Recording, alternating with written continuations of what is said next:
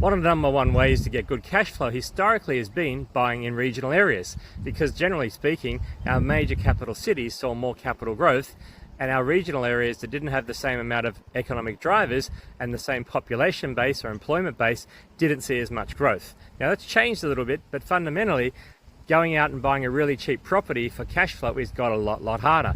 And in those days, you would buy a property for $100,000, $200,000, maybe $300,000, often get it at a good discount, maybe do a bit of a renovation, and you get it to a situation where potentially you could get positive cash flow.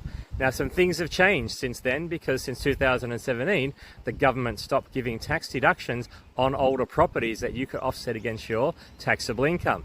The prices have gone up substantially when you go and buy in regional areas, because the cities are going up, and that ripple effect's gone out to regional areas as well, as people have gone around and tried to find marketplaces that are more affordable.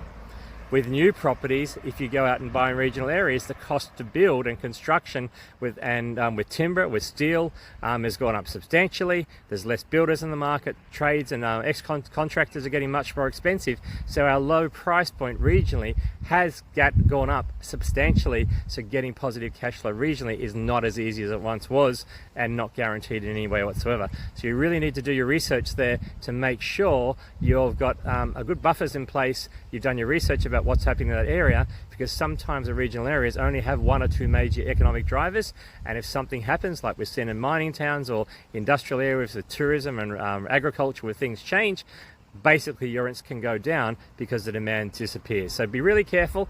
If you can find one out there, I still think it's possible to get good cash flow if you can obviously get a lower price point, but it's much harder than it is. And you remember, now I've got an old asset in a regional area that probably wants to have a lot of maintenance with little deductions, and it's a long way to go if you've got to sort it out, and there's less people there as well. So just be careful. Not a bad strategy, but you really need to do your due diligence.